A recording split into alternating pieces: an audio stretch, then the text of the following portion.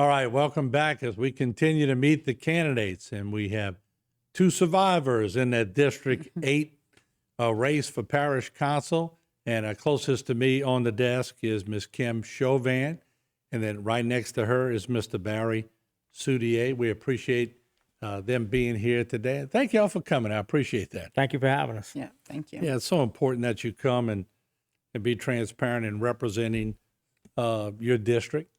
And ladies first, you don't mind, huh, Sudi? Ladies I don't first. mind at Okay. all. So, Kim, just tell us a little bit.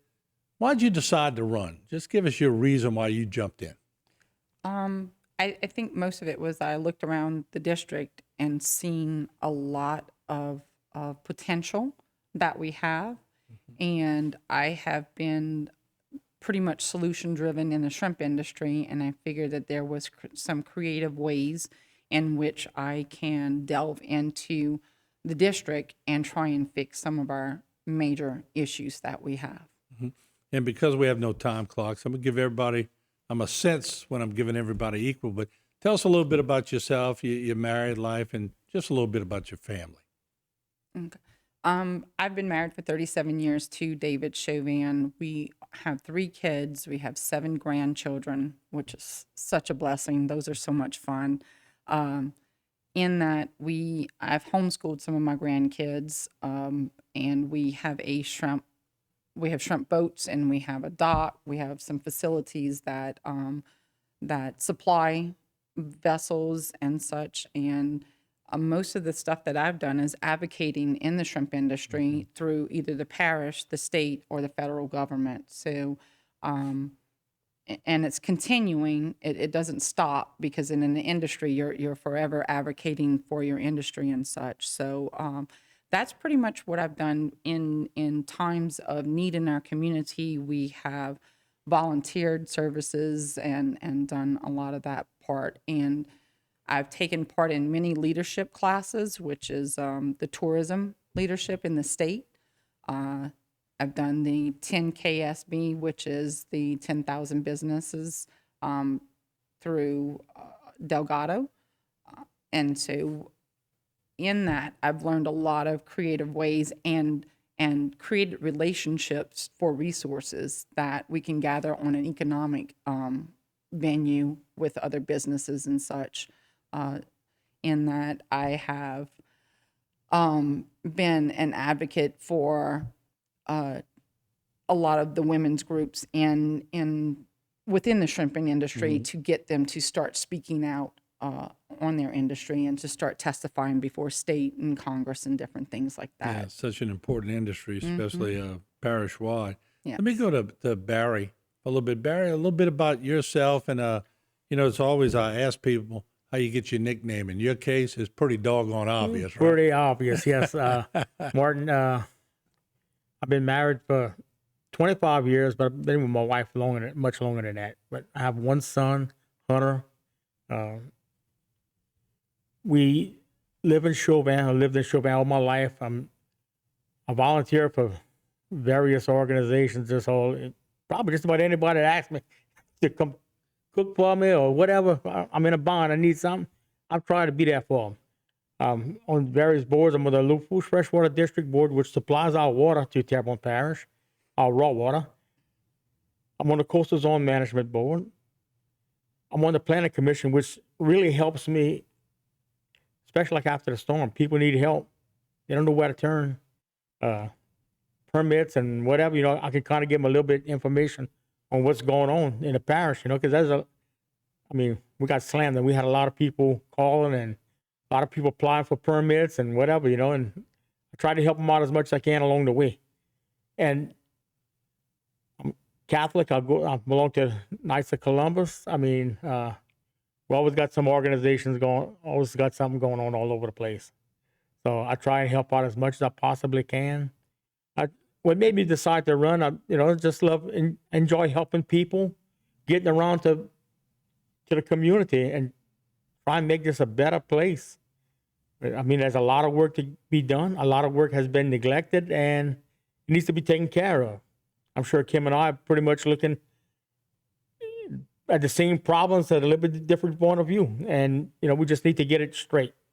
You know, before I go to the break, I got to say, y'all came in, y'all were smiley with each other. I don't see that much in races in Terrebonne Parish. That was good. It was Well, good to we've see been that. friends forever. I know, Forever but and a day, okay? I'm just saying, I'm giving y'all kudos. That's Well, good to see that. I think it's okay to agree to disagree. We've lost that art. Somewhere along the line, now, if we disagree, you obviously must not like that person. And it's not that. We just have different ways of going about what is going to be needed. That's it. Yeah. That's it in a nutshell. Well- It was good to see for sure. we attended, she and I and the two other candidates before the election, the primary, we attended a benefit, and I would walk up to each one of them and ask, so look, man, after this election, I want to be able to sit down at the table and eat breakfast with you. No animosity, no hard feelings. Let's do it. You better cook me a really good breakfast, too. All right, let's do this. We're going to take our first break. We're going to come back more with District 8 candidates, and we'll have 2 more segments with them. And we have a lot more candidates coming in today, so be looking on Facebook and YouTube. But we'll take a short break, and then we'll sort of get into meat and potatoes and shrimp and seafood, since it's that area of what's happening in that district. We'll be right back.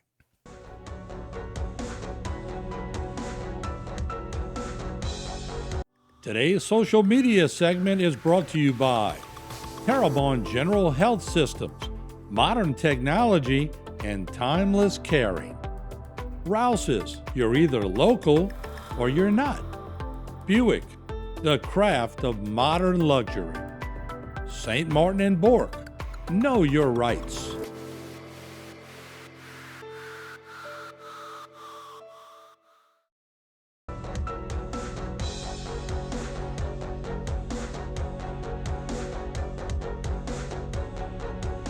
All right, once again, we are back with council candidates in District 8, Ms. Kim Chauvin and Mr. Barry Soudier, and we appreciate them being here. And let's talk about the district itself. Kim, give us a little overlay of your perception of your district and what you expect to do if you're elected. One of the things that I know is going to be a top priority is insurance. And as a council person, you know, I hear a lot of, well, we can't do anything about that. I think that you can advocate for your district. I think that that's important that you make note to do such a thing. And so what I did was kind of look at what was going on. The 2.0 is different from the maps. So that is more in line with the parish is going in to sue FEMA to put an injunction for that part of it. And that's bureaucratic red tape right there. That's no one has been elected to do this. It is just what it is in our federal government.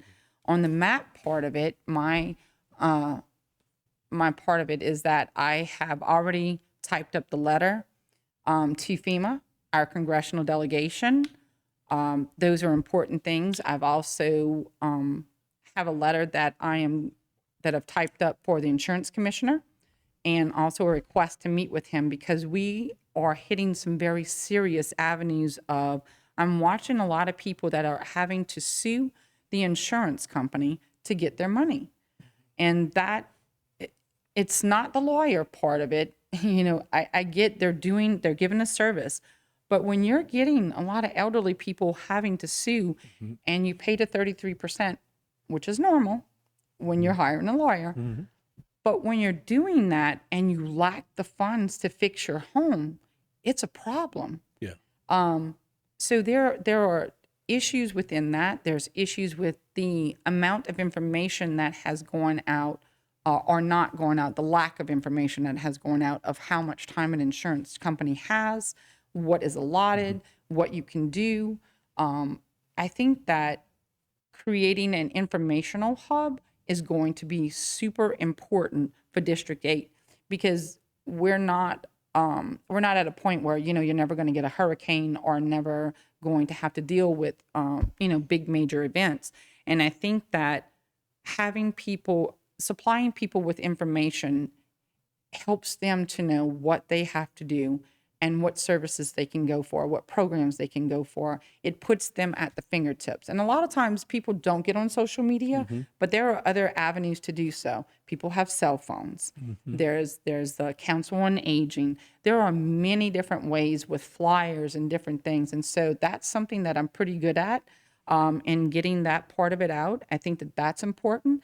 I think meeting with the Public Service Commissioner is going to be super important. We have been paying a surcharge for a long time, and we didn't get much in this area in paying a surcharge from Katrina.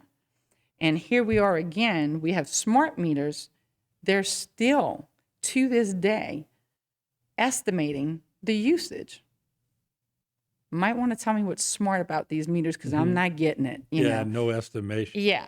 I mean, we're 2 years and some change later, and we're still estimating. It's a problem. And part of it is that people were still led to believe they had to pay their charter bill or spectrum bill. They had to pay their Entergy bill when everything was down. Because when you would call there and say, oh, we're going to credit you later. People don't have that kind of money after a storm. So those things need to be dealt with on the forefront. Well, let me come to you and we'll add 30 seconds. We'll just take it off the last segment. But same thing. I mean, just describe your district and what are some of the needs. If it's the same as Kim, fine. If you have something different, go with it. Well, like everybody, every politician talks about insurance. We can't get the rates down. There would be no growth on the buy, because who can come build businesses? They can't get insurance. I mean, so what happens later on down the line? Our ad valorem tax goes down, recreation goes down, and that's a big problem. You know, we got right now, recreating the kids. We got demolished with a storm, and again, we're fighting insurance, fighting FEMA, and we're supposed to get a ruling pretty soon about all of this. See where we at. But in our district, there's a lot of people that left, a lot of blighted houses, grass growing up to the windows. People still fighting. Some of them are fighting insurance, and some of them just left. But the ones that are fighting insurance, I think, you know, if your lawnmower still works, you can cut your grass. Because, I mean, they got grass to the windows on a lot of these houses, and we need to get something done. Either the parish comes in and takes them out, or what? We need to get something done. And, you know, we got to get our insurance rates down for our community, because our elderly people who live on Social Security, they can't afford these rate increases like, you know, even the working man has a hard time finding the money to pay for this. Just think our elderly people who's living on Social Security, who barely can afford their medication at the end of the month, and then they get an insurance rate. I said, man, come on, we got to do something with this. And until we do something, we're going to be in a bind. We're going to lose everybody. All right, let's do this. We'll take our next break early. We'll come back and we'll add a minute more to the last segment. So we'll take a break. Don't go away.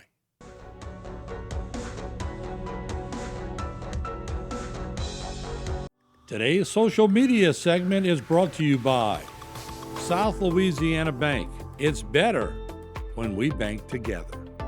Waits and Downer, attorneys at law. Terrebonne Ford, built Ford tough.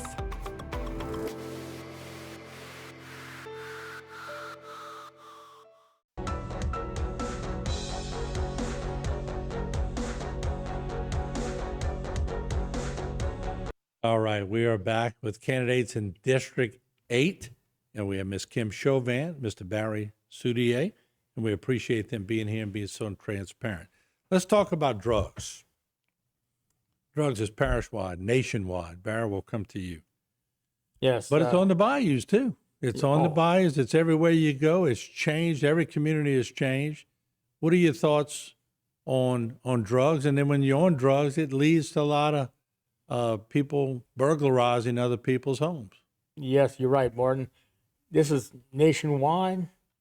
There's so many people on it. I don't know if it's because a lot of people lose their job, they get divorced, they go down the hill. They ain't got nowhere else to go. They turn to drugs, and some people just, that's just a way of life that they choose, I would say. So until we get this under control, but I don't know if we can, but we can maybe set up some kind of programs, more programs, or go out and get these people off the street and maybe get them some help. but not all of them want help. They like the life they're living. Every night you ride down the road, they've got a bicycle with a round wheel in the back. You know, they have to no good at 1 o'clock in the morning. But anyway, I mean, it's affecting everybody. I mean, there's a lot of thieving going on to supply their habits, and people sleep with one eye open at night so they can keep eye on that stuff. Got to have cameras. I mean, it's just so much stuff, and to combat. And I think we're losing. We got to do something to come up with a solution to try and curb this. Okay, thank you, Barry. Kim, same question. What's your take on the drug problem here in the area, and what do you think you could do with your voice to maybe, no one will ever get rid of it totally, but at least put a dent in it? For me, I'm solution driven. I'm trying to, I have been taking years to research a lot of the issues with drugs. There is a possibility of writing grants to foster rehabilitation centers, sober living, mental health facilities, support groups for families. Because if you look around Terrebonne Parish, there are a lot of grandparents raising their grandchildren. I will tell you, I have been one. And so one of the things that if you research enough, you find out that it doesn't matter where people come from or their, how much money they have, how little they have. It's into each family. And there is someone who knows someone that is addicted to drugs or a family that's going through it. And it's very disheartening when you're watching your kids, smash up a brick wall each and every day. But there are solutions. There's research. There's enough out there to do. When the federal government went after Purdue had money that was left, that was put on the table. They settled. That is rich to be able to go get grant money to be able to do that. I've written a number of grants for my own. One of the things that I did research was if I write my own grant for District 8, will it be allotted to District 8?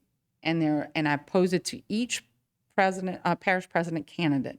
And a lot of them, it was, well, if it's within our vicinity, we can do that. And so I went to Gordy and I said, I need to know the answer to this question. And he said that we do have grant writers. And I said, no, if I write it, I do the research, I put everything in, will I be able to do such a thing? That's a great question. What was the answer?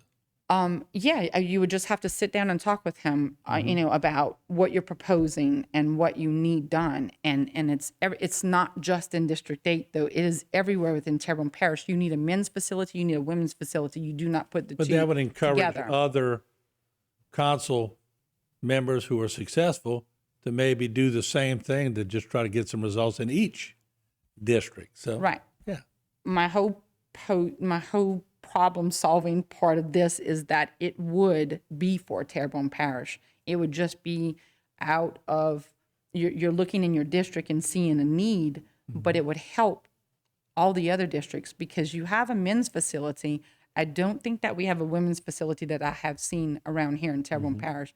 And if we can sweep it under the rug, but you're not sweeping it for long because I think what they said, 80 to 95% of the crime is due to drugs. Yeah, I would believe that for sure. Yeah. Let me ask you each a question with a short answer, if we could. Just Barry, just overall, your campaigning, the people you've met, what's the number one issue amongst the people that you're walking and talking to? A lot of people talking to me about drainage. They lateral ditches getting overgrown, and when it rains hard, the water they have nowhere to go. That's one of the biggest issues. And they're talking about, especially people back of Oak Lawn, talking about the pump station. If they ever going to get that pump station redone because they had problems with it a while back. Now, I think they have money allocated for that. But that's the big issue. And somebody else was talking about street signs. But, I don't think that's too bad of a big deal because if everybody got GPS on their phone, they can tell where the street signs are at, what it should be.